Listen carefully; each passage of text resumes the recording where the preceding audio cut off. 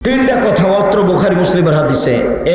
এক, বাপ মার অবাধ্য চলা হারাম। দুই, মেয়েকে মাটিতে পুঁতে দেওয়া হারাম। তিন, কৃপণতা হারাম। আল্লাহ নবী বলতেন, আল্লাহুম্মা নাউযু বিকা মিনাল বুখলি, আল্লাহ তুমি আমাকে কৃপণতা থেকে বাঁচাও, আল্লাহ তুমি আমাকে কৃপণতা থেকে বাঁচাও, আল্লাহ তুমি আমাকে কৃপণতা থেকে বাঁচাও। কৃপণতা কি জিনিস?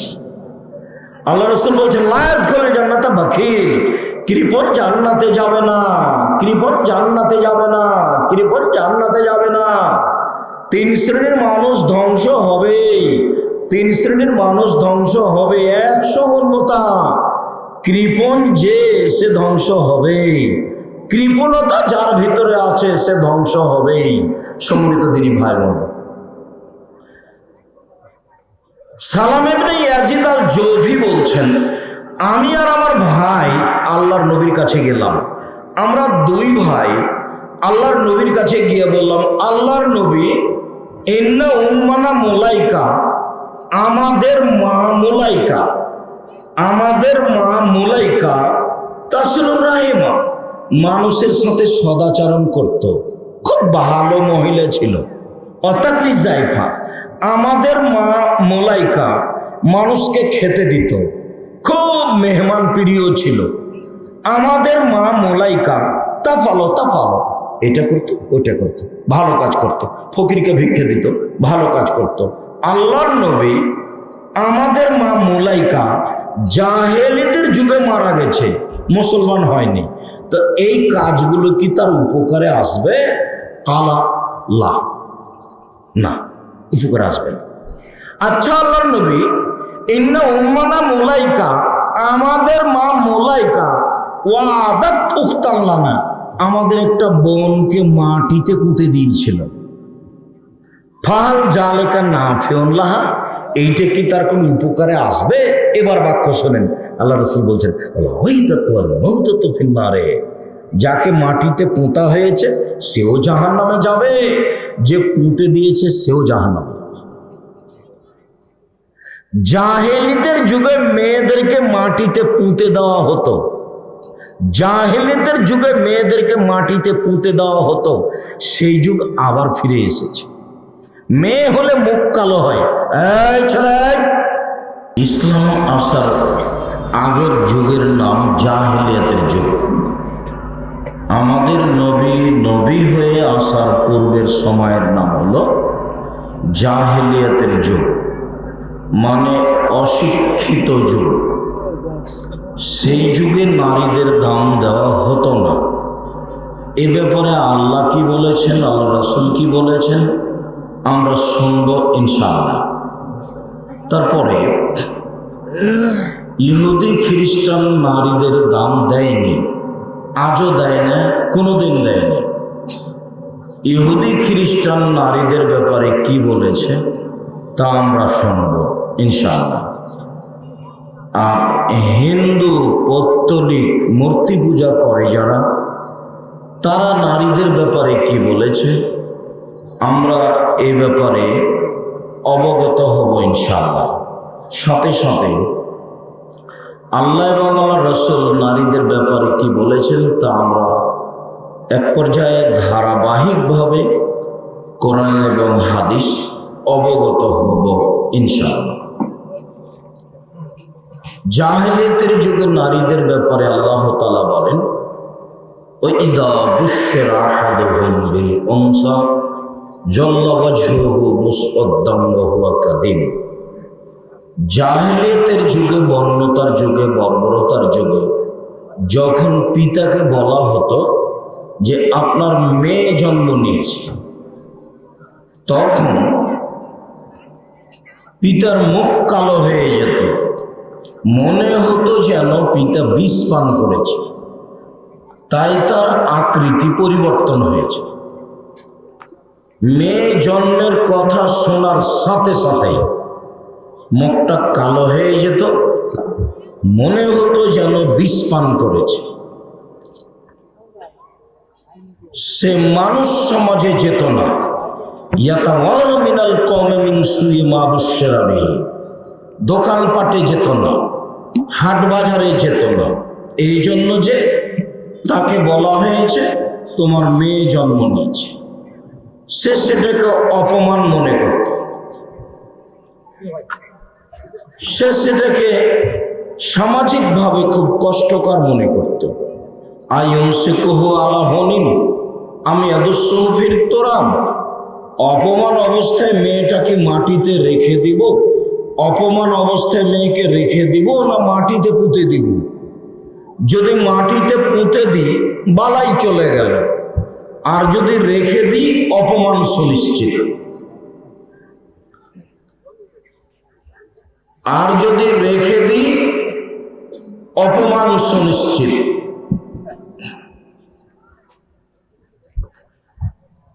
অপমান অবস্থায় মেয়ে কি রেখে দিব না মাটিতে পুঁতে দিব?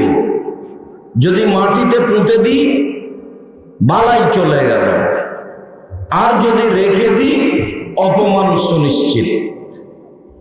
জাহেলিয়াতের যুগে মেয়েদের অবস্থা আল্লাহ নকল করলেন কোরআন মাজিদে, এখনো তাই ফিরে এসেছে। এখন যদি কাউকে বলা হয় তোমার মেয়ে জন্ম নিয়েছে, তাহলে মুখটা ছোট হয়ে যায়, সবাই নিন্দা করে। মেয়ে হয়েছে, বিবাহ দিবি কি করে?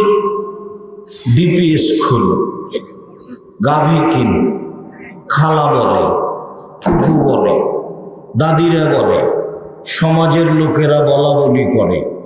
মেয়ে হয়েছে, কিভাবে বিবাহ দিবি? হওয়ার পরের দিন থেকেই চিন্তা ভাবনা। সাথে সাথে একটু বড় হলে লোকে বলে কি ব্যাপার, তোর মেয়েকে পার্কে বসে গল্প করতে দেখলাম, ঘটনা কি? কেউ বলে তোর মেয়ে নাকি বের হয়ে গেছে, ঘটনা কি সত্য? সবাই বলা বলি করছে, মানে অপমান সুনিশ্চিত। বগুড়ার এক লোকের একটাই মেয়ে, সিলেট কলেজের উনি প্রিন্সিপাল, আর তার স্ত্রী এক কলেজের শিক্ষিকা। একটাই মেয়ে, বের হয়ে গিয়ে বিবাহ বসেছে। তো বলছে আমি মেয়েকে অস্বীকার করব, আর মেয়ে স্বীকার করে না। দীর্ঘ 20 বছর 30 বছরের স্বীকার করেনি, এখনো করে না। গত পরশু দিনের ঘটনা, তার স্ত্রী বলল যে সে তার মেয়েকে এখনো স্বীকার করে না, না করে দিয়েছে।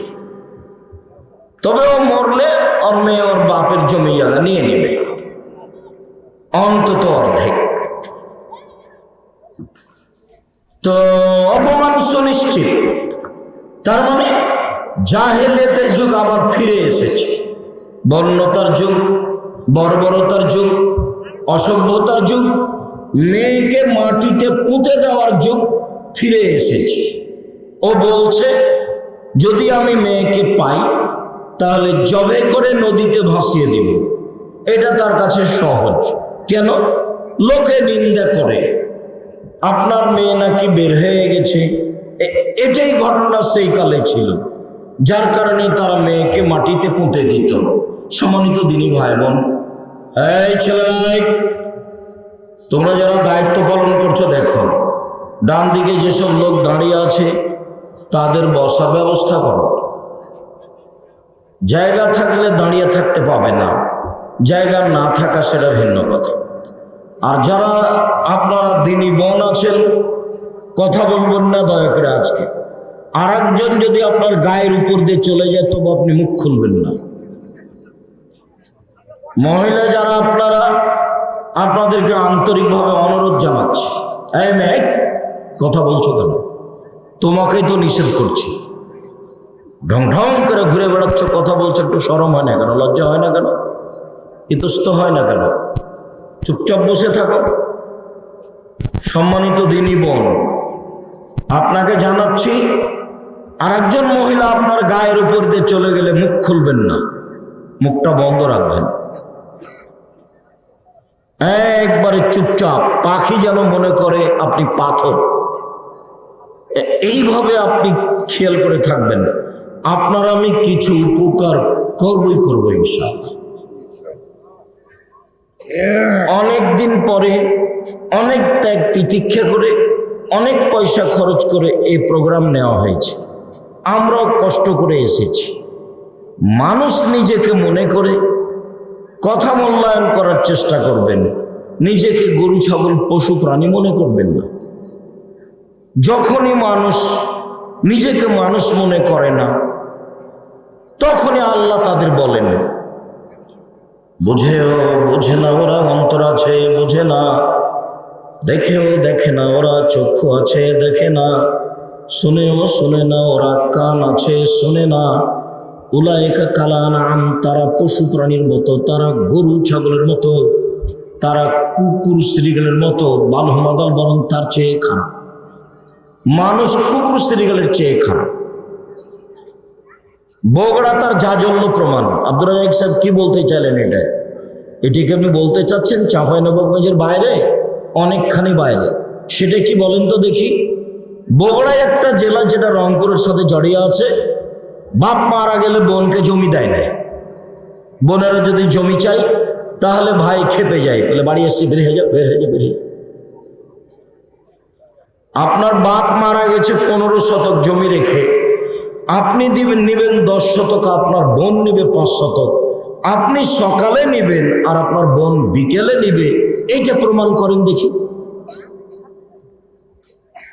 বাপ মারা তো 10 বছর হলো, জমি তো দেননি, যৌতুক নিয়ে ছেলে মেয়ের বিবাহ দেন, ভিক্ষা করে খেতে পারেন না। বহুবার বলেছি, আমি আপনার কাছে খুব কাছের এবং পুরাতন মানুষ। যারা ছেলের যৌতুক নেয় আমি তাদেরকে ভিক্ষা করে খেতে বলেছি, ভিক্ষা করে খাবে। এটা হলো উপার্জনের সবচেয়ে নিচু পথ।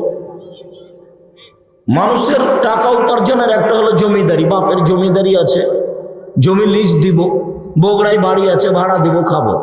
এটা হলো একটা উপার্জনের পথ। আর একটা হলো চাকরি ব্যবসা করে খাবো, আর একটা হলো দিন মজুরি করে খাবো। এগুলো উপার্জনের পথ।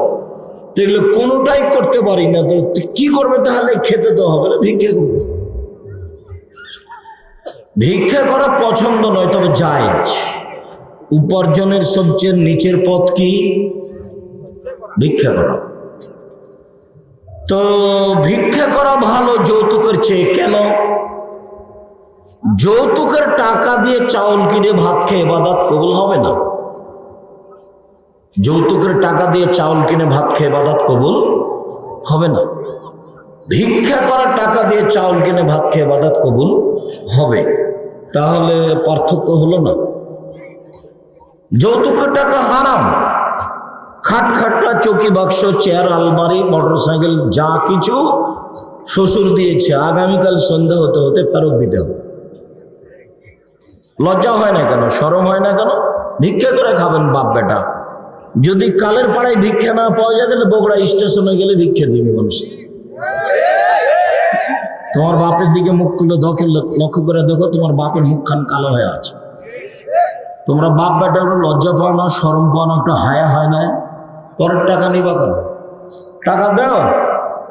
মেয়ে বিবাহ করেছ, বছর শেষে শ্বশুরকে একটা ভালো লুঙ্গি দিবা, আব্বা আপনার জন্য এটা কিনেছি।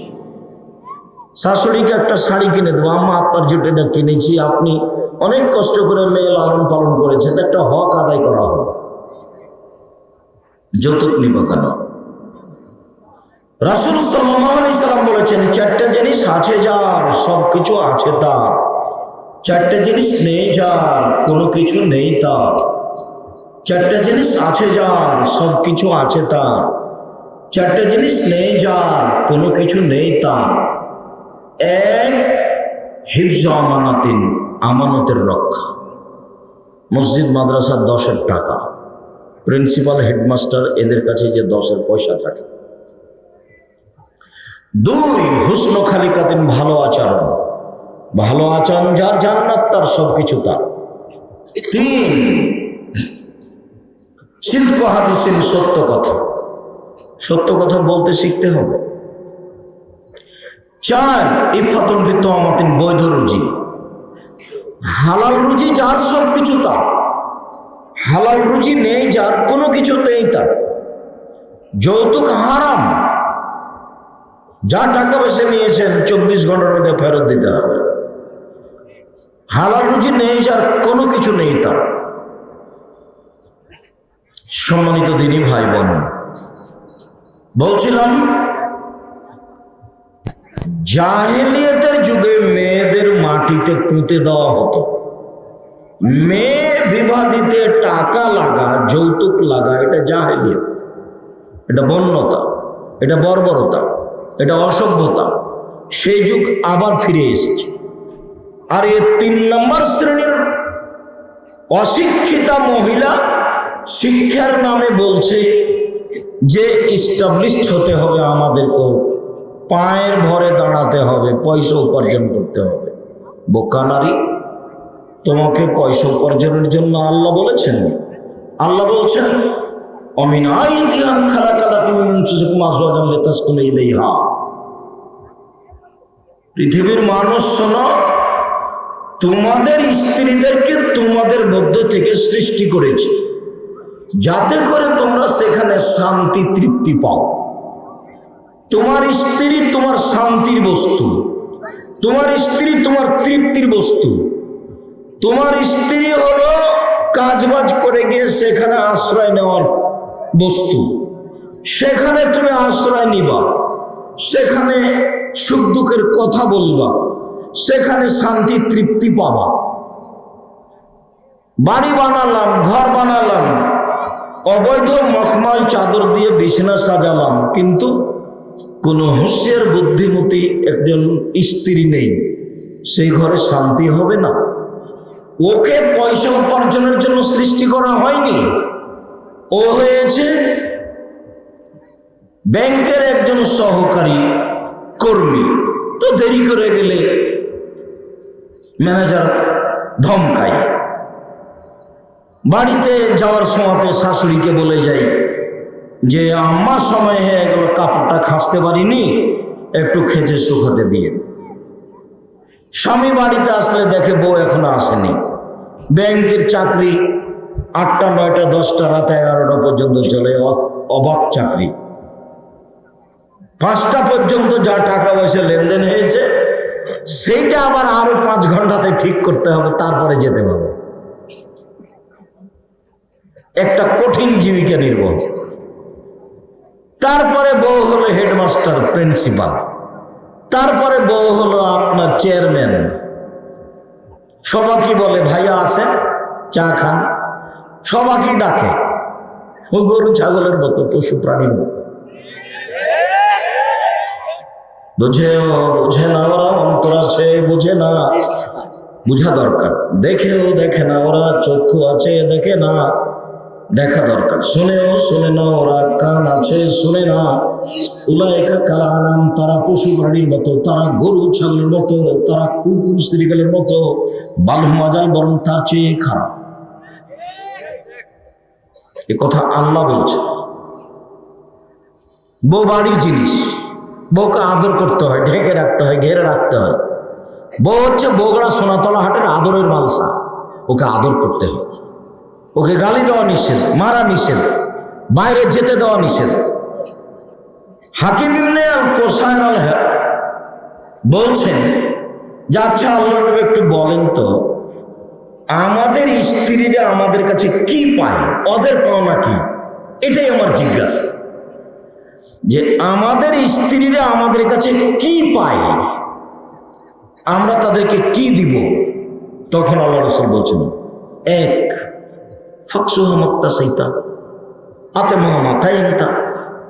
তুমি যেই মানের খাও বউকে সে মানের খাওয়াবা, পাওনা নম্বর 1।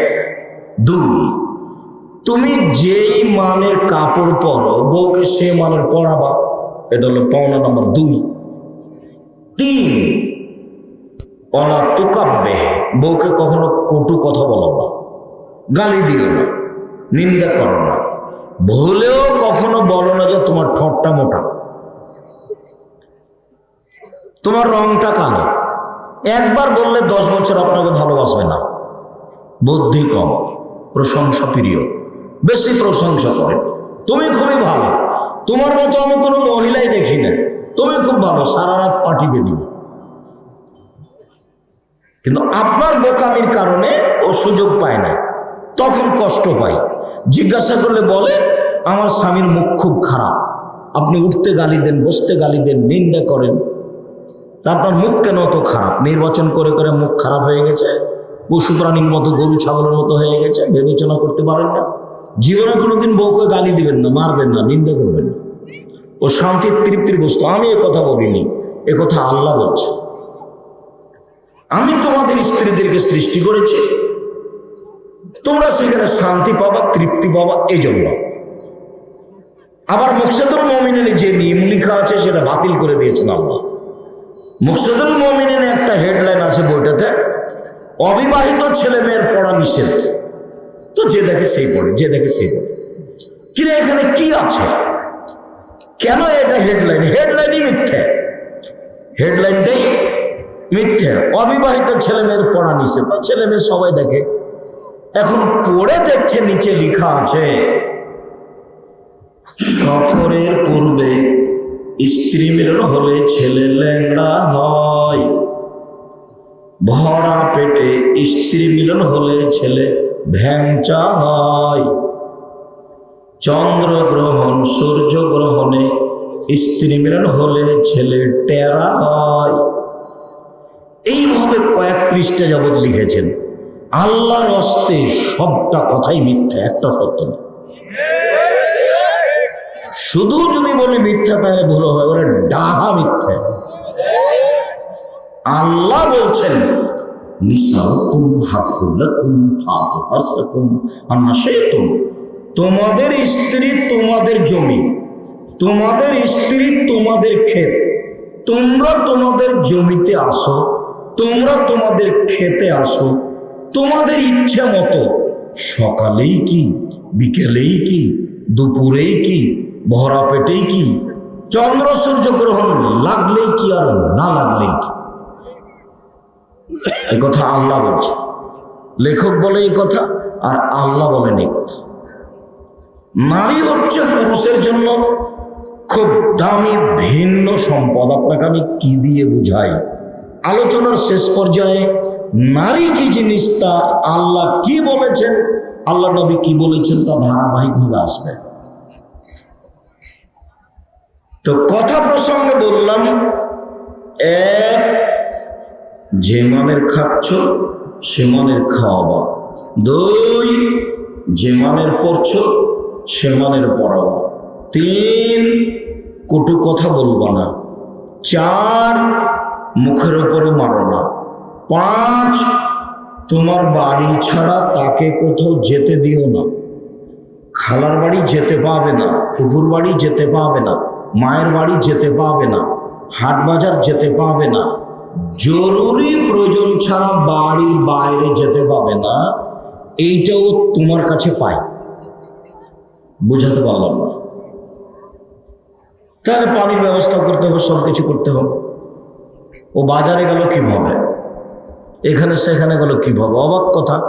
আপনি হক দেননি, আপনি কাপুরুষ, আপনার বিবাহ করা ঠিক হয়নি। আল্লাহর নবী বলছেন, ইয়া মাশারা শাবাব মান ইসতাতা মিনকুমুল বাত, যুবক শোনো, তোমরা যারা যুবক, তোমাদের যদি ক্ষমতা থাকে তাহলে বিবাহ করো। বুখারী মুসলিমের হাদিস। দেখো, তোমাদের যদি ক্ষমতা থাকে তাহলে বিবাহ করো। ক্ষমতা, ক্ষমতা নাম্বার 1 টাকা, ক্ষমতা নাম্বার 2 শারীরিক ক্ষমতা, ক্ষমতা নাম্বার 3 কন্ট্রোল ক্ষমতা। কোথায় গেছিলে? চামড়া তুলে দেবো, একেবারে দাঁত খুলে দেবো। কোথায় গেছিলে? ক্ষমতা লাগবে। আল্লাহ নবী বলছেন যদি ক্ষমতা থাকে বিবাহ করো। ওকে কন্ট্রোল করতে হবে, ওকে ঘিরে রাখতে হবে, ওর থাকার জায়গা দিতে হবে, খাওয়ার জায়গা দিতে হবে, পেশাব পায়খানার জায়গা দিতে হবে, সব কিছু দিতে হবে। ফাইনাল রাস্তাতে যদি না পড়ো, ফায়ারের বিষম ধরো, রোজা থাকো। রোজা থেকে থেকে যৌবনকে ধ্বংস করে দাও, বিবাহ করিও না। আপনি বড় হলে বিবাহ করতে হবে এই হিসাবে আল্লাহ নবী বলেননি, হাদিস বুখারী মুসলিম। বিবাহ করলে বউকে কন্ট্রোল করতে হবে।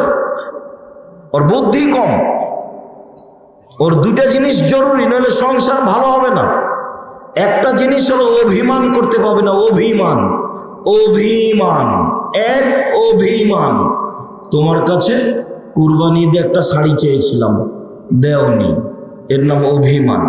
কত তোমাকে বললাম যে একবার আমি খালার বাড়ি বেড়াতে যাব, তবু তুমি নিয়ে গেলে না। অভিমান। দুই তিনটে যখন হয়নি তখন বলছে তুমি আমার কোনো কথাই শোনো না। অভিমান থেকে তাকে মুক্ত থাকতে হবে আপনার স্ত্রীকে। অভিমান থাকলে শয়তান ওকে বোকা বানাবে। শয়তান তখন ওকে বলবে তোর স্বামী তো একটা কথা শোনে না, খামাখা তুই ওর পা টিপে দিস কেন? তখন ও শয়তানকে বলে হ্যাঁ ঠিকই বলেছে, তুই আসলে যে আমার কথা শোনে না। আর এটা হলো প্রতিবাদ। স্ত্রী প্রতিবাদ করতে পারবে না, তুমি এ কথা কেন বললে, তুমি আমার মাকে এইভাবে বললে কেন, তুমি আমাকে এটা কাজ করতে বললে কেন। প্রতিবাদ। দুইটা জিনিস থেকে মহিলাদের মুক্ত থাকতে হবে। এক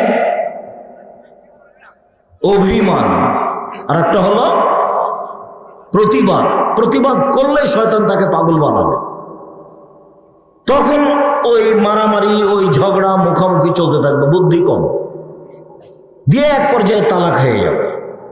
অভিমান আর যদি প্রতিবাদ থাকে তাহলে বুঝতে হবে এ হস্তিনী বউ, এ হলো হস্তিনী বউ, এর কাছে শান্তি তৃপ্তি হবে না। এ ভুল বুঝে আমি বলি একটা, ও করে আরেকটা, আমি বলি একটা, ও করে আরেকটা। আমি বলি না যে বউ তালাক দিতে হবে, তবে তালাক দেওয়ার পরামর্শ থাকছে, আমি আদেশ করিনি। এ দিয়ে সংসার ভালো হবে না। কি হলে সংসার ভালো হবে? এভাবে বলতে হবে, শোনেন আমি কালের পাড়া গ্রামের মেয়ে, লবণ ভাতেই খুশি। আমি আপনার দুই পায়ের নিচে আপনার সেবায় নিজেকে বিলিয়ে দিতে চাই। আমার পক্ষ থেকে কোনো প্রকার অভিমান থাকিবে না। কাপড় মোটা হলেও বলবো না, কাপড় চিকন হলেও বলবো না, কোনো সময় আপত্তি করিব না। যেভাবে আদেশ করবেন সেভাবে পালন করব। যাহাই বলিবেন তাহাই করিব, যদি পাপ না হয়। যাহাই বলিবেন তাহাই করিব, যদি পাপ না হয়। এইভাবে যদি আপনার স্ত্রী প্রস্তুত থাকে, তখন আপনি দেখবেন যে হ্যাঁ আল্লাহ ঠিকই বলেছেন যে স্ত্রী হলো তোমার শান্তির বস্তু, তৃপ্তির বস্তু, মিঠা বস্তু। এত আদরের বগুড়া সোনাতলা হাটের আদরের মালসা। আদর করতে হয়, ঘেরে রাখতে হয়, ঢেকে রাখতে হয়, বাইরে যেতে দিতে হয় না। আমার একটা হক আছে। বলছিলাম জাহেলিয়াতের যুগে মেয়েদেরকে মাটিতে পুঁতে দেওয়া হতো। আল্লাহ তাআলা বলেন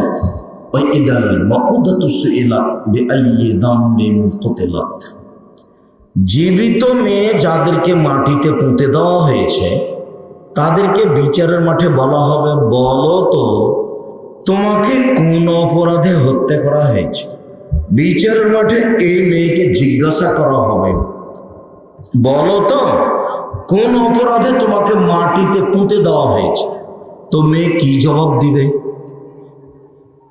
এই ছেলে যারা দায়িত্ব পালন করছে, যে নাগালের বাহিরে ওরা কথা বলছে, জোরে কথা বলছে, ওর তো বিবেচনা নাই যে আমি যে এত জোরে কথা বলছি ভিতরের মানুষ শুনতে পাচ্ছে। তোমাদের দেখতে হবে।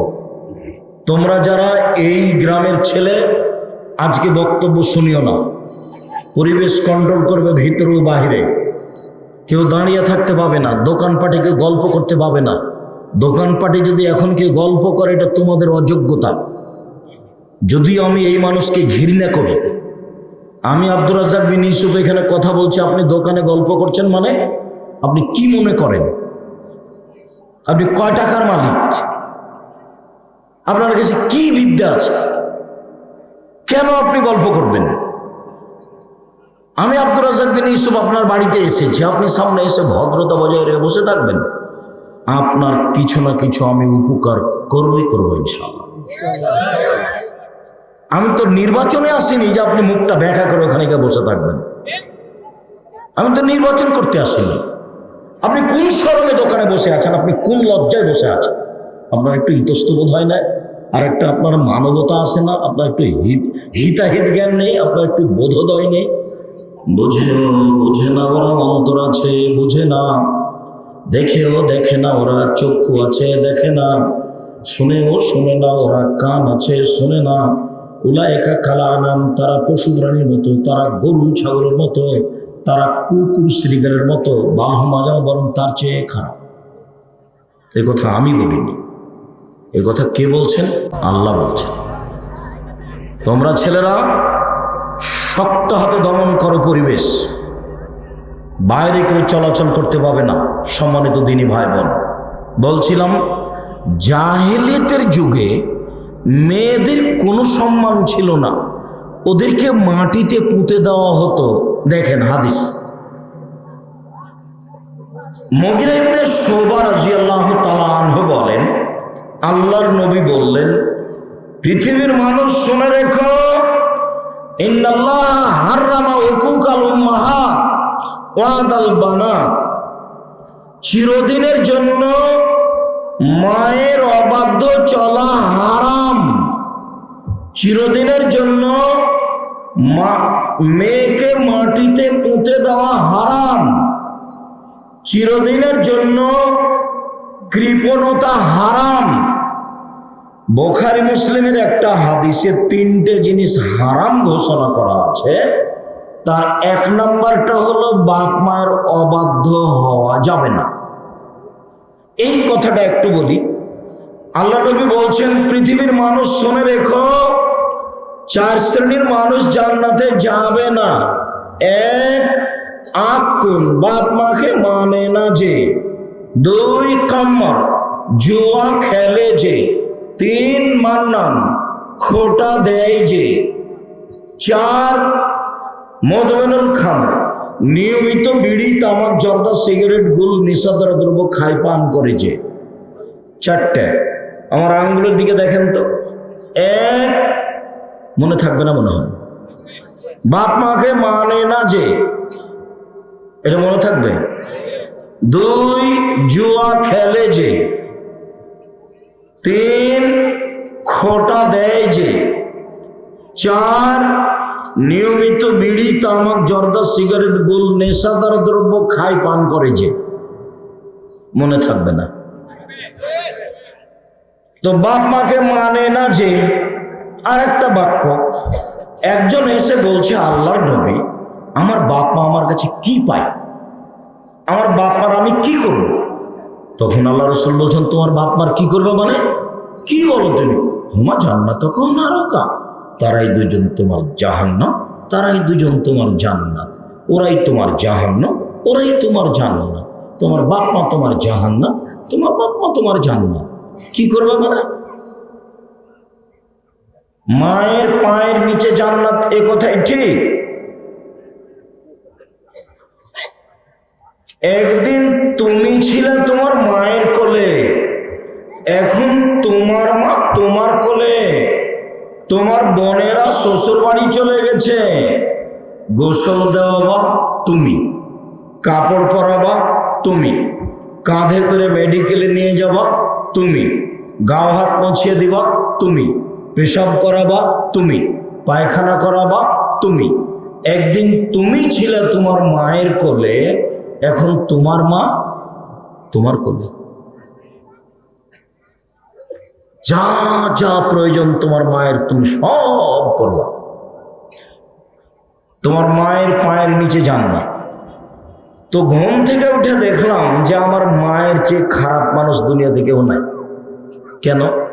আমার মা যে আমার বউকে সব সময় গালি দেয়, এই কথাও ঠিক।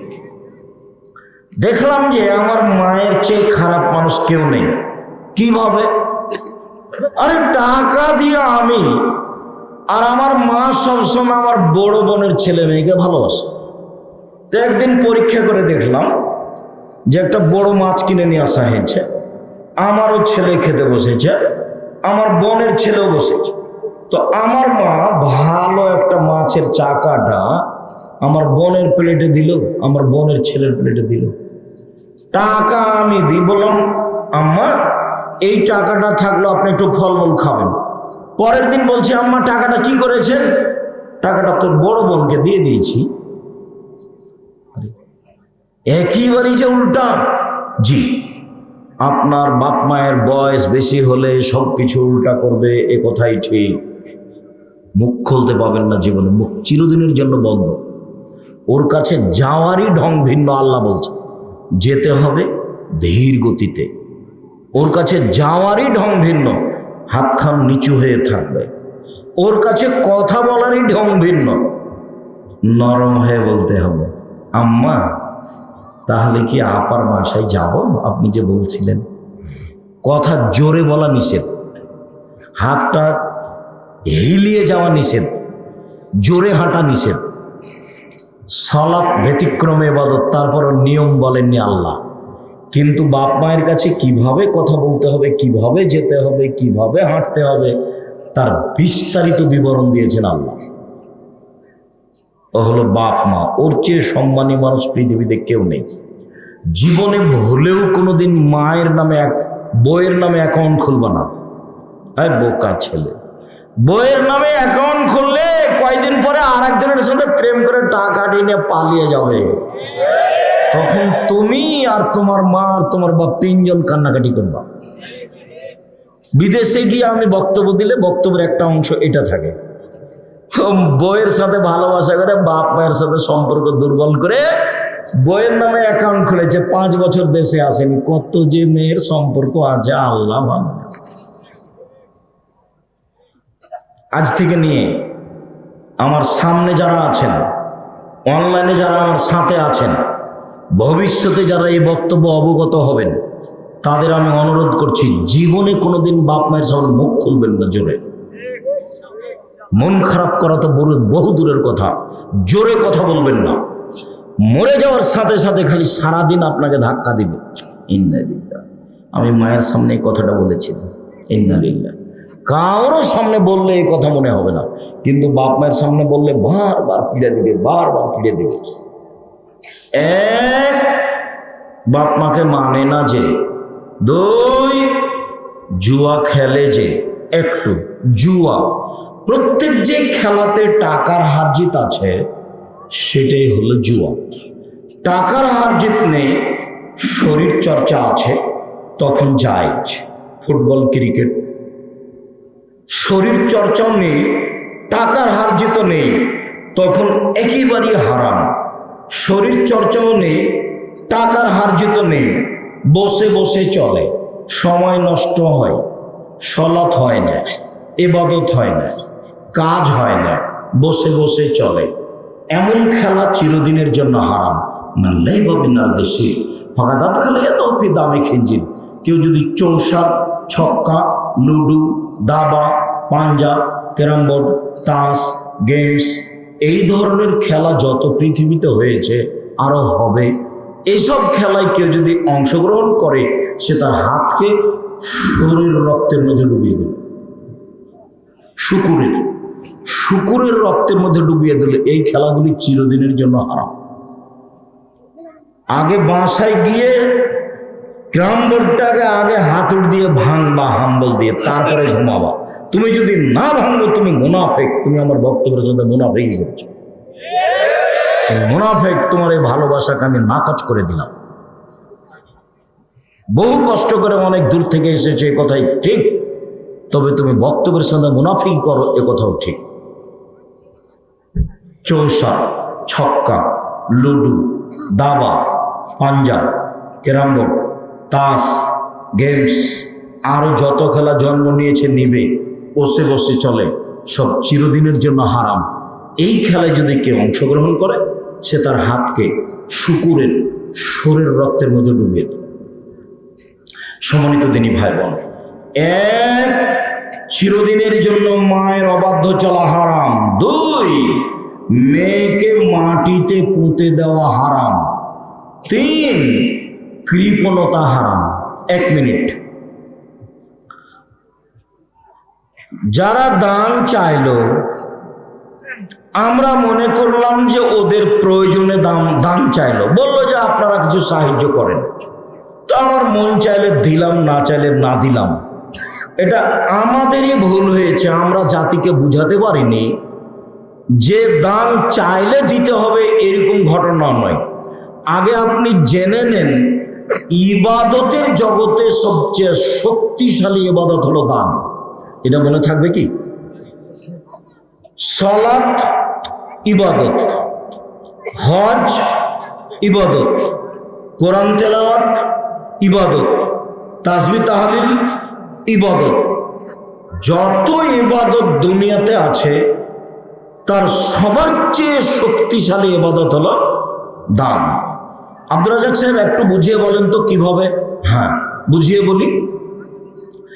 সালাত আপনি আদায় করলেন, নেকি আপনার। আপনার মা কবরে আছে, কোনো উপকার হবে না। হজ করলেন, 10 লাখ টাকা খরচ করে, নেকি আপনার। আপনার মায়ের কোনো উপকার হবে না। তাসবিহ টিপলেন, নেকি আপনার। আপনার মায়ের কোনো উপকার হবে না। কোরআন তেলাওয়াত করলেন, নেকি আপনার। আপনার মায়ের কোনো উপকার হবে না। আপনি যখন বললেন আব্দুর রাজ্জাক সাহেব এই যে 5,000 টাকা থাকলো আমার মায়ের নামে, আপনি জামিয়া সালাফে খরচ করবেন। যখন আপনি আপনার মায়ের নামে দানটা করলেন তখন কবরের শাস্তি বন্ধ হয়ে গেল। এই কথা মুহাম্মদ সাল্লাল্লাহু আলাইহি ওয়াসাল্লাম বলেন। ওর ক্ষমতাই ভিন্ন। আল্লাহ রাসূল বলছেন, ইন্না সাদকাতা তুতফু হাররাল কবরে, নিশ্চয় দান কবরের শাস্তিকে বন্ধ করে দেয়। আল্লাহ রাসূল বলছেন, ইন্না সাদকাতা তুতফুল খাতিয়াতা কামা ইতফুল মাউন নারা, নিশ্চয় দান পাপকে মিটিয়ে দেয় যেমন ভাবে পানি আগুনকে নিভিয়ে দেয়। আল্লাহ রাসূল বলছেন, ইন্না সাদকাতা সিররে তুতফু গাজাবার রাব্বে, আল্লাহ আমার উপরে খুব রাগ করে আছেন, আমি পাপ করেছি। আমি যখন দান করলাম তখন আল্লাহ ঠান্ডা হয়ে গেছে। ওর ক্ষমতাই ভিন্ন। এবার মনে থাকবে কি, ইবাদতের জগতে সবচেয়ে শক্তিশালী ইবাদত কি? দান। সবচেয়ে পাওয়ারফুল ইবাদত হলো দান। যার জন্য আল্লাহ রাসূল বলছেন, শোনো, যারা তোমরা ভ্যান চালিয়ে খাও, দিন মজুরি করে খাও, তোমরা 10 টাকা ইনকাম করেছো, 1 টাকা দান করো। এইটা হলো তোমার জাহান্নাম থেকে বাঁচার পথ। যখন আল্লাহ রাসূল বলেন, মহিলারা শোনো শোনো, মহিলারা শোনো শোনো, আমি জাহান্নামের অধিকাংশ মানুষে দেখছি নারী। জাহান্নামের অধিকাংশ মানুষে দেখছি নারী। তোমরা এক কাজ করো, দান করো, দান করো, দান করে তোমরা জাহান্নাম থেকে বাঁচো। তখন মহিলাদের গলায় কানে যা ছিল, গয়না আর দোল আর বালা চা ছিল, সব খুলে দিয়ে দিল আবু হুরায়রার হাতে। দান দিয়ে জাহান্নাম থেকে মুক্তি পাওয়া যায়। ভিন্ন ধরনের ইবাদত, শক্তিশালী পাওয়ারফুল ইবাদত। 3টা কথা অত্র বুখারী মুসলিমের হাদিসে। 1, বাপ মার অবাধ্য চলা হারাম। 2, মেয়েকে মাটিতে পুঁতে দেওয়া হারাম। 3, কৃপণতা হারাম। আল্লাহ নবী বলতেন, আল্লাহুম্মা নাউযু বিকা মিনাল বুখলি, আল্লাহ তুমি আমাকে কৃপণতা থেকে বাঁচাও, আল্লাহ তুমি আমাকে কৃপণতা থেকে বাঁচাও, আল্লাহ তুমি আমাকে কৃপণতা থেকে বাঁচাও। কৃপণতা কি জিনিস? আল্লাহ রাসূল বলছেন, লা ইয়াদখুলুল জান্নাতা বাখিল, কৃপণ জান্নাতে যাবে না, কৃপণ জান্নাতে যাবে না, কৃপণ জান্নাতে যাবে না। 3 শ্রেণীর মানুষ ধ্বংস হবে, 3 শ্রেণীর মানুষ ধ্বংস হবে। 1 সহলতা, কৃপণ যে সে ধ্বংস হবে, কৃপণতা যার ভিতরে আছে সে ধ্বংস হবেই। সম্মানিত দিনী ভাই বোন,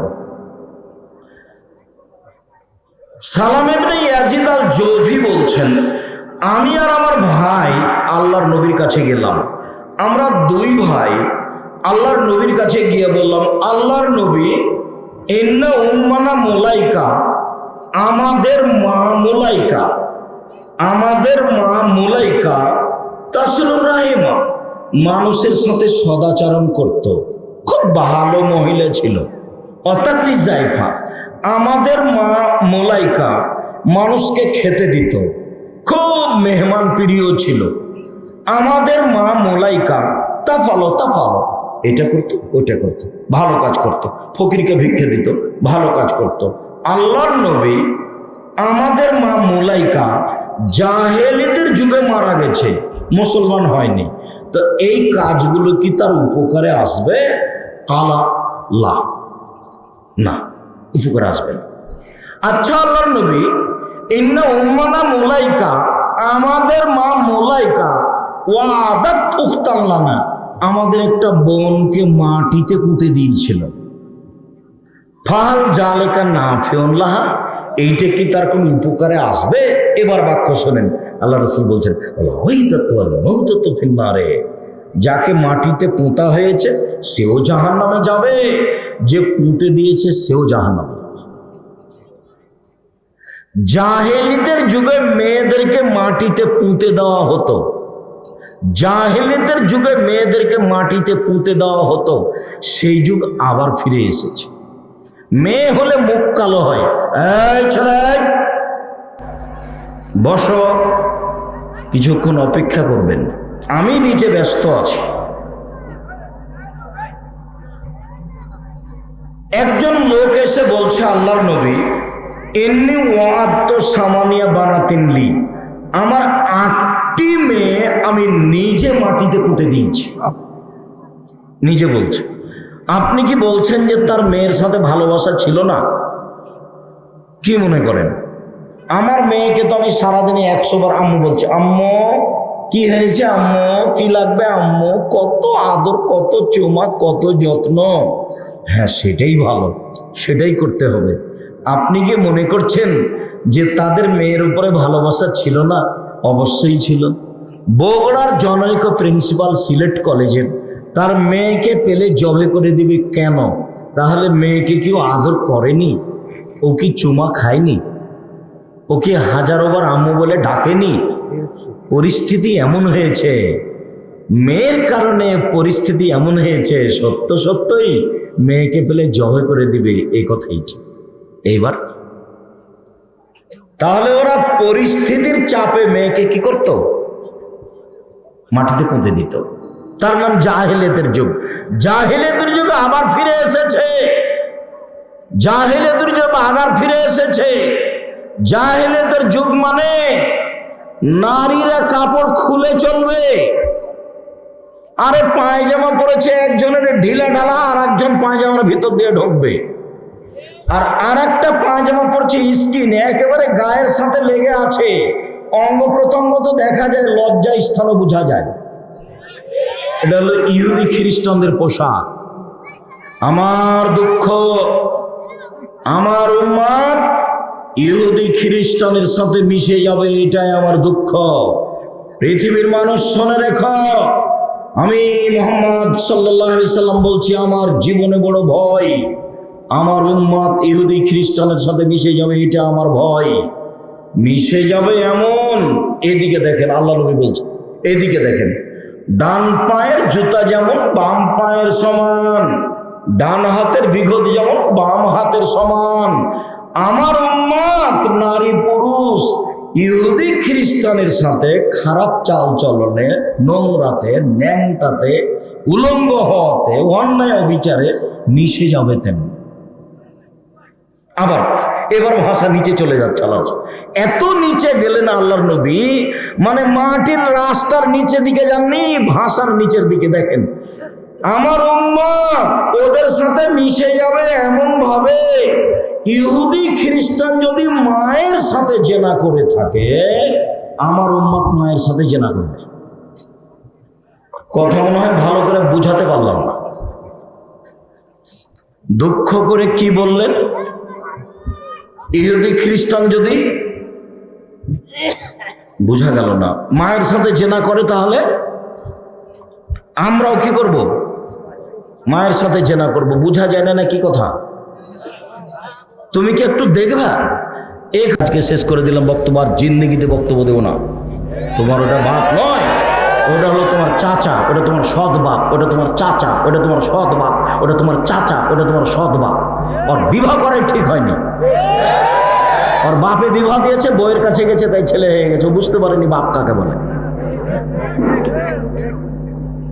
এই ছেলে, তোমার বোন এখন বসে আছে, নখ বড় আছে, নখে নেইল পালিশ আছে। শুনে রাখো, ইহুদি খ্রিস্টানদের পতিতালয়ের মেয়েদের বৈশিষ্ট্য নখে নেইল পালিশ দেওয়া। ইহুদি খ্রিস্টানদের পতিতালয়ের মেয়েদের বৈশিষ্ট্য নখ বড় রাখা, নখে নেইল পালিশ দেওয়া। এখন তোমার বোন বসে আছে এখানে, ক্লাস 10-এ পড়ে, নখ বড় আছে। এই খালেদা, এই খালেদা বোকা মেয়ে, তোমার নখ বড় কেন? তোমার নখ বড় কেন? তোমার মা নাই? ওটা তোমার সৎ মা নাকি? ওটা তোমার খালা? ওটা তোমার সত্যি খালা? ওটা তোমার সৎ মা? 1 মিনিট, দুঃখিত, যে হাদিসটা পরে আসতো এখনই বলে রাখে, খুব খেয়াল করবেন। মেয়ে, তোমাকে বলছি, উপস্থিত বৈঠকের মুসলিম বোন শুনেন, আপনাকে বলছি। জাবের বলছেন, আমি নবীর সাথে যুদ্ধ করে আসছিলাম, মদিনায় ঢুকবো। আল্লাহ নবী বলেন, এই থামো, এখন বাড়িতে যাব না, এখানে থাকবো। তা আমি জাবের বললাম, আল্লাহর নবী, আমি নতুন বিবাহ করেছি, আমাকে বাড়ি যেতে দেন। তো আল্লাহ রাসূল বলছেন, ও তুমি নতুন বিবাহ করেছ? কুমারী মেয়ে বিবাহ করেছ না তালাকপ্রাপ্ত মেয়ে বিবাহ করেছ? আল্লাহ নবী, আমি কুমারী মেয়ে বিবাহ করিনি, তালাকপ্রাপ্ত মেয়ে বিবাহ করেছি। ওর বিবাহ হয়েছিল, ওর স্বামী তাকে তালাক দিয়েছে, আমি তাকে বিবাহ করেছি। তো আল্লাহ রাসূল বলেন, আরে হাল্লা বিক্রান্ত তোলায় বোকা, তুমি কুমারী মেয়ে কেন বিবাহ করলে না? তুমি তার সাথে খেলতে, ও তোমার সাথে খেলতো। তুমি কুমারী মেয়ে কেন বিবাহ করলে না? তুমি তার সাথে খেলতে, ও তোমার সাথে খেলতো। তুমি কুমারী মেয়ে কেন বিবাহ করলে না? তুমি তার সাথে খেলতে, ও তোমার সাথে খেলতো। আল্লাহ নবী শোনেন, আমি কুমারী মেয়ে কেন বিবাহ করলাম না শোনেন। আমার বাপ উহুদের যুদ্ধে শহীদ হয়েছেন 9 জন মেয়ে রেখে। আমার মেয়েদের সমবয়সের, আমার বোনদের সমবয়সের মেয়েকে বিবাহ করা অপছন্দ করেছি। আক্রাহন হুসাফেজা বিসলাহুন্না। আল্লাহ নবী, আমার বোনদের সমবয়সের মেয়েকে আমি বিবাহ করিনি 4টা কারণে। এই ছেলে, এই 4টা কারণ তোমার মায়ের মধ্যে থাকতে হবে। আমি জাবের কুমারী মেয়েকে বিবাহ করিনি 4টা কারণে। আমার বাপ শহীদ হয়েছেন উহুদের যুদ্ধে কয়টা মেয়ে রেখে? 9 জন। তো আমার বোনদের সমবয়সের মেয়েকে বিবাহ করিনি 4টা কারণে। 1, তুয়াল্লে মোহন্না, আমার বউ আমার বোনদেরকে বিদ্যে শিখাবে। 2, বলে তোয়াদ্দে বাহন্না, আমার স্ত্রী আমার বোনদেরকে শিষ্টাচার শিখাবে। 3, বলে তুরাজ্জালাহুন্না, আমার স্ত্রী আমার বোনদের মাথার চুল চিরুনি করে সাজগোজ করে দিবে। 4, বলে তাকুমা আলাইহিন্না, আমার স্ত্রী আমার বোনদের উপরে পাহারা দিবে। তোমার মা তোমার বোনের পাহারাদার, বোঝাতে পারিনি? তোমার মা কি? তোমার বোনের পাহারাদার। এবার বলো, তোমার বোনের নখ বড় আছে, এটা তোমার মা পাহারা দেয় না? দেয় না? দেয় না। এ তো খালা, এ সৎমা, এ সৎমা। এই খালা দাই, তুমি তোমার মাকে আজ থেকে সৎমা বলে ডাকবা। আরে তোমার এটা নিজের মা, এ কথাই ঠিক, তোমার সৎমা নয়। তোমার মা দায়িত্ব পালন করেনি, তোমার মায়ের অন্যায়ের কারণে এই পরিবারটা নষ্ট হয়েছে, ধ্বংস হয়েছে। আমার স্ত্রী যেন আমার বোনদেরকে শিষ্টাচার শিখাতে পারে। শিষ্টাচার কি জিনিস? শিষ্টাচার কি জিনিস? তোমার ছোট ভাইটার গায়ে যখন জামাটা পরাবে তোমার মা, তখন কোন হাতটা আগে ঢোকাবে? ডান হাত। দেখো তোমার মা কি করে। তোমার ছোট ভাইটে যখন প্যান্টটা পরাবে তোমার মা, তখন কোন পাটা আগে ঢোকাবে?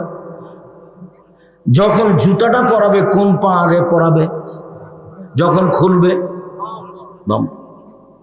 তো তোমার মা হলো তোমাদের এই পরিবারে পাহারাদার। পরিবার নষ্ট করেছে তোমার মা, পরিবার নষ্ট করেছে তোমার বাপ। সম্মানিত দিনী ভাই বোন, জাহেলিয়াতের যুগে মেয়েদের দাম দেওয়া হতো না। একটা বুখারী মুসলিমের ঘটনা বলছি, কয়েক মিনিট এক খেলে চেয়ে থাকবেন। এখন যদি কোনো মহিলার স্বামী মারা যায়, কয় মাস শোক পালন করতে হয়? 4 মাস 10 দিন। কয় মাস শোক পালন করতে হয়? 4 মাস 10 দিন। তবে নাক ফুল খুলতে পাবে না, কানের দুল খুলতে পাবে না, গয়না খুলতে পাবে না। মরার সাথে সাথে গায়ের গয়না খুলে ফেলা হিন্দুদের কাজ। স্বামী মরার সাথে সাথে সব খুলে ফেলা কাদের কাজ? হিন্দুদের কাজ। যেইভাবে আছে সেভাবে থেকে যাও। তোমার মা যেভাবে আছে সেভাবেই থাকবে 4 মাস 10 দিন। 4 মাস 10 দিন নতুন কাপড় পরতে পাবে না। তবে জাহেলিয়াতের যুগে মেয়েদের স্বামী মারা গেলে 1 বছর বাড়ির পিছনে কুঁড়ে ঘরে থাকতে হতো। কুঁড়ে ঘর, ময়লা কাপড় পরে থাকতে হবে 1 বছর। ওকে খাবার দিতে হবে ছাই তোলা প্লেটে, ওকে পানি দিতে হবে অময়লাযুক্ত গ্লাসে। ও একাই থাকবে, ও ভিতরে আসতে পাবে না। কেন? ওর স্বামী মারা গেছে। এইটাই হলো জাহেলিয়াতের যুগের পদ্ধতি। কুঁড়ে ঘরে থাকবে, বাড়ির পিছন দিকে, কুকুর সিরগাল সামনে দিয়ে যাবে, তাতে আসে যায় না। প্লেটটা হবে ময়লাযুক্ত, গিলাসটা হবে ময়লাযুক্ত, কাপড় হবে ময়লাযুক্ত। কতদিন থাকবে? 1 বছর। তারপরে কি হবে? গাধা বা উঁট নিয়ে এসে, গাধা নিয়ে এসে সে তার লজ্জা স্থানকে গাধার গায়ের সাথে ঘষবে, তারপরে পবিত্র হবে। গাধার গোবরকে, উঁটের গোবরকে সে তার গায়ে মাখবে, মাথায় মাখবে, তারপরে পবিত্র হবে। এটা হলো জাহেলিয়াতের যুগের নারীদের স্বামী মারা গেলে শোক পালনের পদ্ধতি। বুঝা গেল না মনে হয় যে? আর আল্লাহ নবী কি করলেন? এইটা। এবার এখানে একটু কথা বলিনি। হিন্দুরা নারীদের দাম দেয়নি। হিন্দু মেয়েরা আজও বাপের জমি পায় না। জানেন না এই কথা? হিন্দু মেয়েদেরকে বিবাহ করার 10টি পদ্ধতি আছে। তার একটা পদ্ধতির নাম রাক্ষসী বিবাহ। মেয়ের বাপ বিবাহ দিবে না, ছেলেটা জোর করে বিবাহ করবে। তো কি করবে? কপালে টিপ দিলে বিবাহ হয়ে গেছে। টিপ দিলে বিবাহ হয়ে যায়, সেটা আবার ধর্ম হলো? এই ছেলে, দেখবা তুমি ইসলাম ধর্ম দেখবা? আল্লাহ রসুল বলছেন লা নিকাহ ইল্লা বিওয়ালিল, বাপ ছাড়া বিবাহ হবে না। লা নিকাহ ইল্লা বিশাহিদাইনি, 2 জন সাক্ষী ছাড়া বিবাহ হবে না। আল্লাহ রসুল বলছেন আইমা ইমরাতিন নাকাত বেগেরে ইজনে ফা নিকাহ বাতিল, ফা নিকাহ বাতিল, ফা নিকাহ বাতিল। যে কোনো মেয়ে বাপের অনুমতি ছাড়া বিবাহ বসবে, সে বিবাহ বাতিল, সে বিবাহ বাতিল, সে বিবাহ বাতিল। কোর্টের বিবাহ বাতিল, কোর্টের বিবাহ বাতিল, কাজী অফিসের বিবাহ বাতিল। আল্লাহ রসুল বলছেন কোন মহিলা নিজে নিজে বিবাহ বসতে পারে না, কোন মহিলা কোন মহিলার বিবাহ দিতে পারে না, কোন মহিলা নিজে নিজে বিবাহ বসতে পারে না, কোন মহিলা কোন মহিলার বিবাহ দিতে পারে না। কোন মহিলা যদি নিজে নিজে বিবাহ বসে তাহলে ও ব্যভিচারিণী, ও ব্যভিচারিণী, ও ব্যভিচারিণী। আরে খালা বলছে বোনের মেয়েকে, শোন তোর বাপ বিবাহ দিবে না, কালের পাড়ার ছেলেটা খুবই ভদ্র, খুবই ভালো, আমার কাছে চলে আয়, আমি বিবাহ দিয়ে দিব। খালা কখন কখন পুরুষ মানুষ হয়েছে। খালা মেয়ের বোনের মেয়ের বিবাহ দিয়ে দিবে। ফুফুতে বলছে তোর বাপ তো বিবাহ দিবে না, ছেলে খুব ভালো, তুই আমার কাছে চলে আয়, আমি বিবাহ দিয়ে দেব। ফুফু ভাইয়ের মেয়ের বিবাহ দিয়ে দিল। কখন কখন ফুফু পুরুষ মানুষ হয়েছে, ধর্ম পাগল হয়ে গেছে। धर्म राजशाही चांपाईनबाबगंज हवाई लड्डू, दोनों हाथ में लड्डू है, चाहे उसको खा ले चाहे उसको छोड़ दे। ভুল হিসাব, অসম্ভব, হতে পারে না। বিবাহ বাতিল। 7 ছেলের মা হলো সবাই জেনা, বৈধ নয়। কোর্টের বিবাহ জায়েজ নয়, কাজী সাহেবের অফিসের বিবাহ জায়েজ নয়। সম্পর্ক অবৈধ, শরীয়ত দাম আছে, মেয়েদের দাম আছে, রাস্তার পড়ে থাকা জিনিস নয়। ফেকার বইয়ে লেখা আছে এই মেয়েটাকে তুই বলবি এটা আমার বউ, আর আমরা 2 জন সাক্ষী বলবো হ্যাঁ এটা তোর বউ, এটা বিবাহ হয়ে গেছে। এই জন্য কোর্টে বিবাহ চলে। আল্লাহ নবী বলছেন বাপ ছাড়া বিবাহ হবে না। উকিল বাপ হারাম। বগুড়াতে উকিল বাপ লাগে, আবার চট্টগ্রামে উকিল বাপই বাপ সেদিন থেকে, আর বাপ বাপ নয়। উকিল বাপ মেয়েকে আনবে, উকিল বাপের বাড়ি মেয়ে বেড়াতে যাবে, অবাক ধর্ম। উকিল বাপ, উকিল বাপ, উকিল বাপ চিরদিনের জন্য হারাম। और চাচা উকিল হতে পাবে না, জ্যাঠো উকিল হতে পাবে না, দাদা উকিল হতে পাবে না। বিবাহতে 4 জন সাক্ষী লাগবে না, মাত্র 2 জন। এই ছেলে কোথায় 4 জন সাক্ষী লাগে? জেনে, জেনায়, ব্যভিচারে। তো বিবাহ হচ্ছে এটা জেনা না বিবাহ? তো 4 জন সাক্ষী কেন? এটা তো বিবাহ, এটা 2 জন সাক্ষী, কোনো পক্ষে নেই। দাম আছে মেয়েদের। আল্লাহ বলছেন ফানকুনা বেজনা আলাইহিন্না, পৃথিবীর মানুষ মেয়ের বাপকে বলে বিবাহ করো, পৃথিবীর মানুষ মেয়ের বাপকে বলে বিবাহ করো। বলে ছেলে খুব ভালো কিন্তু মেয়ের বাপ রাজি নয়। রাজি নয় তো নয়, তুমি বললে ছেলে ভালো, তার চেয়ে ভালো ছেলে আছে। অতএব মেয়েও তো সাধারণ জিনিস নয়। হিন্দুরা মেয়েদের আজও দাম দেয়নি, 5 পয়সা দাম দেয়নি। তারা বাপের জমি পাবে না, তারা 5 পয়সা দাম দেয়নি। এবার শুরু হয়ে গেল মুসলিম নারীদের মর্যাদা। আগে ইহুদিদের শেষ করে, ওখানে আর একটু কথা থেকে গেছে। আল্লাহর নবী বলছেন ইহুদি মেয়েদের যদি ঋতু হয়, হাইজ হয়, তাহলে লামিজমে হন না, ওরা স্ত্রীর সাথে মিলন করে না। তারা স্ত্রীর সাথে খায় না। ছি ছি ছি ছি ছি ছি, হাইজ হয়েছে, পচে গেছে, ওকে বাড়ির পিছন দিকে রেখে আসো, পিছন দিকে রেখে আসো। ছাই তোলা প্লেটে ওকে খেতে দাও, ময়লা যুক্ত গ্লাসে ওকে খেতে দাও। বিছনা ছুঁতে দিও না, বিছানে উঠতে দিও না, বাড়ির পিছন দিকে থাকো, রাখো। এই হলো ইহুদি, এই হলো খ্রিস্টান। বইয়ের নাম কেন এই নির্যাতন কি তার প্রতিকার, বই পুস্তকের নাম আজকে দেখবেন যাওয়ার সময়। কেন এই নির্যাতন কি তার প্রতিকার। বেগম রোকেয়া লিখলো অবরোধবাসিনী। রংপুর গাইবান্ধার আর এক মহিলা লিখলো কেন হব অবরোধবাসিনী। বেগম রোকেয়া নিন্দা করতে করতে বলছে ছি ছি ছি, মহিলাদের অবস্থা এমন করে পর্দা করতে হবে। কেমন করে পর্দা করেছে? আরে হজ সফরে গেছে, মহিমাগঞ্জ গাইবান্ধা বগুড়া স্টেশনে মেয়েরা বসে আছে, তখন পর্দার জন্য একটা বড় চাদর ওদের উপরে ঘিরে দিয়ে চাপিয়ে দেওয়া আছে। এখন স্টেশন মাস্টার ওখানে গিয়ে বলছে প্ল্যাটফর্মে, এই এগুলো কিসের বস্তা গো, এগুলো কিসের বস্তা? পা দিয়ে লাথে লাথে দেখছে। এভাবে বেগম রোকেয়া বলছে, বেগম রোকেয়া আপনার মেয়েকে সম্মান করেছে। বেগম রোকেয়া কলম ধরেছে অবরোধবাসিনী, আমাকে ঘেরে রেখেছে। কলম আবার লেখা হয়েছে কেন হবো অবরোধবাসিনী। সম অধিকার নাই, মর্যাদা চাই। কিসের সম অধিকার? সম অধিকার নিয়ে পুরুষের সাথে দিন কাটিয়ে জেনা করতে রাজি নয়।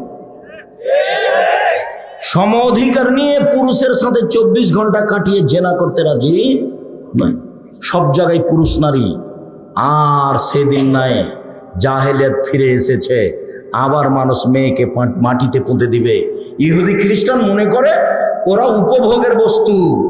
20, 30, 40 পর্যন্ত তার সাথে জেনা করো, তারপরে বয়স হয়ে গেছে, এখন বিবাহ করো, 2-4টা ছেলে হোক, তারপরে আর ছেলেরা থাকবে ভিন্ন, বাপ মা থাকবে ভিন্ন, ওদেরকে বৃদ্ধ আশ্রমে রেখে দিতে হবে। এর নাম ইহুদি, এর নাম খ্রিস্টান, এর নাম ইহুদি, এর নাম খ্রিস্টান। ওরা মহিলাদেরকে মনে করে উপভোগের বস্তু। এরা পশু, এরা গরু ছাগল, এরা কিছুই না, এরা পচা, এরা ঘৃণিত জিনিস, এরা উপভোগের জিনিস। উপভোগ শেষ, এদের ফেলে দিতে হবে। এরাই ইহুদি, এরাই খ্রিস্টান। পক্ষান্তরে মুহাম্মদ সাল্লাল্লাহু আলাইহি সাল্লাম বলেন, আয়েশা জি তোমার হায়েজ হয়েছে তো, তুমি শাড়ির নিচে, ছায়া মেক্সির নিচে একটা অতিরিক্ত কাপড় ব্যবহার করো। আমি একটা অতিরিক্ত কাপড় ব্যবহার করি, ফায়ুবাসিরুনি। তারপর আল্লাহর নবী আমার গায়ের সাথে গাও লাগিয়ে থাকে। 2 জনের গায়ের মাঝে কোনো কাপড় থাকে না। মুহাম্মদ সাল্লাল্লাহু আলাইহি ওয়াসাল্লাম আয়েশা রাদিয়াল্লাহু আনহা বলছে। এবার মেয়েদের মান বেড়ে গেল। ওরা মেয়েদেরকে হাইজ অবস্থায় কোথায় রাখলো? বাড়ির পিছন দিকে। কোন প্লেটে খেতে দিবে? ময়লা, যেটা ছাই তোলা প্লেট। কোন গ্লাসটা দিবে? ময়লাযুক্ত। কোন কাপড় পরে আছে? ময়লাযুক্ত। বিছান ছুঁতে দিবে না, বিছানা আসতে দিবে না, হাঁড়ি পাতিল ধরতে দিবে না, স্পর্শ করতে দিবে না। ইহুদি খ্রিস্টান। আয়েশা রাদিয়াল্লাহু তাআলা আনহা বলেন, আমি লজ্জা স্থানের উপরে কাপড় লাগিয়ে রাসূলের সাথে একসাথে থাকলাম, আমার গায়ের সাথে তার গাও লেগে থাকলো, 2 গায়ের ভিতরে কোনো কাপড় নেই। আমি কি বুঝাতে পারি না? আবার বলি, আয়েশা রাদিয়াল্লাহু তাআলা আনহা বলেন, কুনতু আশরাবুল মা, আমি গিলাসে পানি পান করলাম, সুম্মা উনাবিলহু, তারপর গিলাসটা রাসূলের হাতে দিলাম, ফায়াদু ফাহু ফি মাওজি ফিয়া, আমি যেখানে গিলাসে মুখ লাগিয়ে পানি পান করলাম, আল্লাহর নবী সেখানে মুখ লাগিয়ে পানি পান করলেন। তখন আমি ঋতুবতী, আমার হায়েজ হয়েছে। আমি একটা হাড়ওয়ালা গোস্ত নিয়ে দাঁতে ছিঁড়ে ছিঁড়ে খেলাম, তারপর রাসূলকে দিলাম। তখন আমি ঋতুবতী। তিনি গোস্তের ওখানে মুখ লাগালেন যেখানে আমি মুখ লাগিয়েছি। বুঝাতে পারি না মনে হয়? দুইটার সমন্বয়ে দেখতে হবে। ইহুদি ওদের সাথে হাইজ অবস্থায় কি আচরণ করলো, আর মুহাম্মদ সাল্লাল্লাহু আলাইহি ওয়াসাল্লাম কি আচরণ করছে, তাহলে আপনি বুঝতে পারবেন ওরা কি দাম দিয়েছে, এরা কি দাম দিয়েছে। চলেন, আয়েশা রাদিয়াল্লাহু তাআলা আনহা বলেন, কারণ নবী সাল্লাল্লাহু আলাইহি ওয়াসাল্লাম ইয়াত্তাকিউ ফি হিজরি, আল্লাহর নবী আমার উরু রানের উপরে মাথা দিয়ে শুইতেন, কোরআন তেলাওয়াত করতেন। তখন আমি ঋতুবতী। আল্লাহর নবী আমার উরু রানের উপরে মাথা দিয়ে শুয়ে কোরআন মাজিদ পড়তেন, তখন আমার হায়েজ হয়েছে। আয়েশা রাদিয়াল্লাহু তাআলা আনহা বলেন, আল্লাহর নবী ইতিকাফে বসে আছেন, ইতিকাফ করছেন, রমজানের শেষ দশকে ইতিকাফ করছেন, মাথাটা আমার দিকে ঠেলে দিয়েছেন, আমি মাথাটা ধুয়ে দিলাম, আমি মাথাটা চিরুনি করে দিলাম, তখন আমি ঋতুবতী। আয়েশা রাদিয়াল্লাহু তাআলা আনহা বলেন, একটা চাদরের অর্ধেক আমার গায়ে আছে। মায়মুনা বলেন, একটা চাদরের অর্ধেক আমার গায়ে আছে, অর্ধেক নবীর গায়ে আছে। তখন নবী নামাজ পড়েন, সালাত আদায় করেন, তখন আমি ঋতুবতী। আমি কি দিয়ে বুঝাই ইসলাম নারীদের মর্যাদা, কি দিয়ে বুঝাই আপনাকে আমি? চলেন একটা কথা, আল্লাহ নবী বলছেন, পৃথিবীর মানুষ শুনে রেখো, মানালা জারিয়াতাইনে, কেউ যদি দুইটা মেয়ের লালন পালন করে, শিক্ষা দেয়, মক্তব চালাতে হবে জরুরি। আব্দুল্লাহর পরিকল্পনা বাস্তবায়ন করতে হবে। হঠাৎ একদিন দেখছি, ইনশাল্লাহ হঠাৎ একদিন দেখছি গাড়ির গায়ে লেখা আছে আর দাওয়াইল আল্লাহ। তা আমি বলছি, আব্বু এটা কি? আর দাওয়াইল এটা কি আব্বু? তখন বলছে, আব্বু আমি তো আসলে Italy, France, London, Spain, Bharat, Bangladesh খুব ঘুরলাম, আর আপনাকেও ব্যাগ বুকচা নিয়ে বক্তব্য করতে যেতে দেখলাম। তো আমার মনে হলো না যে আপনারা জাতির মৌলিকভাবে কিছু করতে পারলেন। ইহুদি খ্রিস্টানেরা বুদ্ধি বিক্রি করে খায়, বিদ্যা বিক্রি করে খায়। পদ্মা সেতু ওরা বানাবে, আর আমরা লোহা মাথায় করে সহযোগিতা করব, বোঝা মাথায় করে। তো এইটা হবে না আব্বু, নতুন পরিকল্পনা করতে হবে। সেটা কি? সেটা হলো মক্তব ভিত্তিক দাওয়াত চালু করতে হবে, আর মক্তব ভিত্তিক শিক্ষা চালু করতে হবে। ভিত্তি যেন মজবুত হয়, কোনো পরিস্থিতি যেন বাচ্চাকে ঘায়েল না করতে পারে, ওকে উপযুক্ত শিক্ষিত করে গড়ে তুলতে হবে। কাজ আমরা করব, ওরা কেন? ওরা বুদ্ধি বিক্রি করে খায়, বিদ্যা বিক্রি করে খায়। আব্বু, আমি বললাম, আব্বু ঠিক বুঝেছ, আমি এটা বুঝতে পারিনি। আমার পক্ষ থেকে যতটুকু পরামর্শ সহযোগিতা দেওয়ার থাকবে, তুমি মাঠে নামো, জীবন বাজি রেখে দেশ জুড়ে মক্তব চালু করতে হবে, ইনশাল্লাহ করতেই হবে। যে কোনো সারা দেশ জুড়ে মক্তব চালু করব, যেখানে বাচ্চারা মৌলিক বিদ্যা পাবে। এই পরিকল্পনায় বই পুস্তক লিখেছে, বই পুস্তক ছাপিয়েছে, সিলেবাস তৈরি করেছে, তারপর মসজিদ প্রায় 350-400 চালু করেছে। সাপ্তাহিক বা মাসিক বা 15 দিন পর পর এমামেরা গিয়ে প্রশিক্ষণ নেবে, ফিরি যাবে, ফিরি আসবে, মানে যাতায়াত খরচ দেওয়া হবে, ডাঙ্গিপাড়া জামিয়া সালাফে রাজশাহী যাওয়া, ফ্রি খাওয়ার দেওয়া হবে, ফ্রি বই পুস্তক দেওয়া হবে। এই পরিকল্পনা নিয়ে জীবন বাজি রেখে মাঠে নেমেছে আব্দুল্লাহ। আজকে আসলে আব্দুল্লাহ কথা বলতে আপনাদের সামনে। তো আপনাদের সভাপতি সাহেব বলছেন আমার সবচেয়ে প্রিয় আদরের ভাস্তা আব্দুল্লাহ। আমি বলছি যে আপনার ছেলের জন্য যেমন দোয়া করেন, আব্দুল্লাহর জন্য তেমন দোয়া করেন, আল্লাহ যেন আব্দুল্লাহকে কবুল করেন, ও যেন সত্যই জাতির সেবা করতে পারে মৌলিকভাবে। আমি নিজেও আপনাদের সভাপতির মতোই তারই বক্তব্য আমি শুনি, তার পরিকল্পনা আমি দেখতে চাই, শুনতে চাই। তার পরিকল্পনা হিসাব নিকাশ আমি অনেক সময় বুঝতে পারি না, অথচ সেটাই খুব সুন্দর পরিকল্পনা। সম্মানিত দিনী ভাই বোন, এখানে আছি, কেউ যদি 2টা মেয়ের লালন পালন করে, আল্লাহর নবী বলছেন, তাহলে সে লোকটার আমি জান্নাতে এইভাবে থাকবো। একটু দেখেন, আঙ্গুল দুটি জমা করে দিলেন। এই শোনো, কেউ যদি 2টা মেয়েকে শিখিয়ে দেয়, শিষ্টাচার শিখিয়ে দেয়, বিদ্যে শিখিয়ে দেয়, বিবাহ দিয়ে দেয়, সেই ব্যাপার আমি জান্নাতে এভাবে থাকবো, একসাথে থাকবো। সুবহানাল্লাহ। আবার বললেন, কেউ যদি এতিমের লালন পালন করে, সে লোকটার আমি জান্নাতে এভাবে থাকবো। তখন আঙ্গুল দুটি দেখালেন, কিন্তু এভাবে ফাঁক রাখলেন, ফাঁক রাখা পায় না। আচ্ছা, কি বুঝলেন বলেন তো দেখি? মানে এতিমের লালন পালনের চেয়ে মেয়ের লালন পালন বেশি দামি। বুঝাতে পারলাম না কথা? 2টা ছেলে কেন, 10টা ছেলে যদি মাস্টার ডিগ্রি পাস করান, লন্ডন থেকে পড়িয়ে নিয়ে আসেন, 1 পয়সা লাভ হবে না। আব্দুর রাজ্জাক সাহেব পড়াবো কেন? জন্ম দিয়েছেন এই জন্য।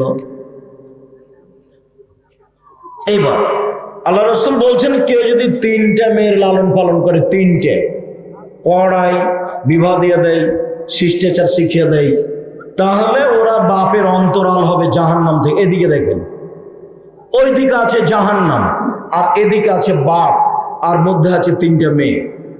বুঝাতে পারি না। বাপের জন্য মেয়েরা কি হবে? অন্তরাল। কিসের অন্তরাল? জাহান্নামের। ওইদিকে জাহান্নাম, মধ্যে মেয়েরা, এদিকে বাপ আছে। মেয়েরা আল্লাহকে বলবে, আমার বাপের জান্নাত ঘোষণা হবে, তারপরে কোনো কথা। হাদিস বুখারী মুসলিম। তার নাম মেয়ে। সম্মানিত দিনী ভাই বোন, মেয়েরা যদি 4টা কাজ করে, জান্নাতের সব দরজা খোলা। 1, 5 ওয়াক্ত সালাত। 2, রমজান মাসের রোজা। 3, স্বামীকে মেনে চলা, তিতা লাগলেও মিঠা লাগলেও। 4, জেনায় লিপ্ত না হওয়া। জান্নাতের সব দরজা খোলা। আরে জান্নাতে যাওয়া তো দূরের কথা, সবটাই খুলে দেওয়া হয়েছে, যেখান দিয়ে যাবে যাও। 4টা কাজ করে কোনো পুরুষ জান্নাতে যাবে, এই কথা মুহাম্মদ সাল্লাল্লাহু আলাইহি ওয়াসাল্লাম বলেন। 4টা কাজ করে কোনো পুরুষ জান্নাতে যাবে, এই কথা মুহাম্মদ সাল্লাল্লাহু আলাইহি ওয়াসাল্লাম বলেন। তিনি বলছেন, আদ-দুনিয়া কুল্লুহা মাতা ওয়া খায়রু মাতাইদ দুনিয়া আল-মারাতুস সালেহা। গোটা পৃথিবী সম্পদ, সবচেয়ে দামি সম্পদ মহিলা। গোটা পৃথিবী সম্পদ, সবচেয়ে দামি সম্পদ মহিলা। দামি সম্পদ পুরুষ নয়। রাসূল সাল্লাল্লাহু আলাইহি সাল্লাম বলেন, 4টা জিনিস আছে যার, সুখময় জীবন তার। 4টা জিনিস আছে যার, সুখময় জীবন তার। 4টা জিনিস নেই যার, কোনো কিছু নেই তার। 1, আল-মারাতুস সালেহা, ভালো স্ত্রী। 2, আল-জারুস সালেহ, ভালো প্রতিবেশী। 3, একটা ভালো গাড়ি। 4, একটা প্রশস্ত ঘর। ভালো স্ত্রী যার, সব কিছু তার। আল্লাহ রাসূল বলেন, এই শোনো, দামি সম্পদ যার জাকাত লাগে না। দামি সম্পদ যার জাকাত লাগে না। দামি সম্পদ যার জাকাত লাগে না। 1 নম্বর দামি সম্পদ লিসানুন জাকির, ওই জিহ্বা, যে জিহ্বা সুবহানাল্লাহ, আলহামদুলিল্লাহ, আল্লাহু আকবার বলতে পারে। 2, কালবুন শাকির, ওই অন্তর যে অল্পতেই খুশি। বেগুন বাজারে নিয়ে যেতে দেরি হয়েছে, সকালে ছিল 20 টাকা কেজি, বিকালে 12টার পরে হয়ে গেছে 10 টাকা কেজি। তো বাপে খালি বলছে, তো দাম হয়ে গেছে, সকালে আনি দেখুন, সকালে নিয়ে কত লস হয়ে গেল, 20 টাকা করে বিক্রি করতে পারতাম, তোর কারণে তো হলো না। তোকে বললাম সকালে আয়, মন খারাপ, একবারও বলে না যে আলহামদুলিল্লাহ। বুঝতে পারেন না? কালবুন শাকের, অল্পতেই খুশি। আচ্ছা, আমি তো 34 বছরে কোনোদিন মানুষের কাছে পথ খরচ চাইনি, পাথর চাইনি, তা আমি তো আছি। কেউ এই মাটির উপরে, দেশে বিদেশে, কেউ বলতে পারবে না আমাকে যে আপনি একদিন আমাদের কাছে পথ খরচ চেয়েছিলেন। বগুড়াই এমন একটা জায়গা যেখানে টাকা ছাড়াই চলে গেছে, খোঁজ নেয়নি, মাঠ ছেড়ে পালিয়ে গেছে। রংপুর তার মধ্যে, মানিকগঞ্জ তার মধ্যে আছে। জাতি আমার সাথে কি বিচার করবে সেটা আমি কোনোদিন প্রয়োজন মনে করি। আর কে আমার বদনাম করে ভরে ফেলে দিল, আমি ফেসবুক কোনোদিন দেখতেই জানি না। আপনি আমার সাথে কথা বললে আমি শুধু অন করতে পারি, মোবাইলটা অন করতে পারি, আপনি রিং হলে আমি অন করে দিয়ে বলতে পারি কথা। আপনার নাম্বারটা আমি সেভ করতে পারি না। আপনি আমাকে দিয়ে মেসেজ দিয়ে কি করবেন? আমি কোনোদিন মেসেজ পড়ি না, আমি তো বেরই করতে পারি না, ও পাতাই পড়ি না। আমি সরকারি কোনো পাতা পড়ি না, আমি কোনো মাঝহাবের পাতা পড়ি না, আমি কোনোদিন মাঝহাবের বদনাম করি না, আমি কারো কোনোদিন বদনাম করি না, ওই পাতায় আমি পড়ি না। আমি দাঁড়ালে, আমি বসলে কোরআন এবং হাদিসের কথা বলতে থাকি। সম্মানিত দিনী ভাই বোন, 3 নম্বর দামি সম্পদ ওই স্ত্রী যে স্বামীকে দিনের উপরে সহযোগিতা করতে পারে। ওই স্ত্রী দামি সম্পদ যে স্বামীকে দিনের উপরে সহযোগিতা করতে পারে।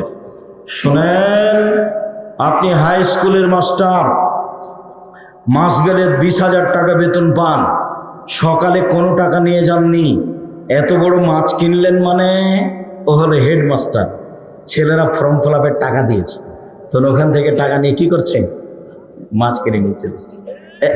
এই দেখেন, আপনার চোখের সামনে আমি মাটিতে মাছ পুঁতে দিলাম, আমি এই মাছ রান্না করব না। এর নাম হলো স্বামীকে দিনের উপরে সহযোগিতা করা। দুঃখিত, আপনাকে আমি অনেক ভালোবাসি, আপনি আমার জানের জান।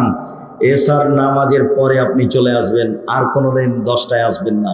খানা পানি সব সাজিয়ে নিয়ে আমি বসে আছি, আপনার হাত পা টিপে দিব, খাবার রেডি করে দিব, আপনার সেবার জন্য আমি বসে আছি। আমি শুনছি আপনি নাকি দোকানে বসে ল্যাংটা মেয়ের ছবি দেখেন। ছি ছি ছি ছি ছি ছি ছি, শুক্রিয়া। সম্মানিত দিনী বোন, আমি আপনাদের মান মর্যাদা নিয়ে কথা বলছিলাম। সম্মানিত দিনী ভাই বোন, ইহুদি মুসলমানদের মহিলাদের দাম দেয়নি, খ্রিস্টান দেয়নি, হিন্দুরা দেয়নি, জাহেলেদের যুগে দেয়নি। আল্লাহ এবং আল্লাহ রাসূল মহিলাদের অনেক মান মর্যাদা দিয়েছে।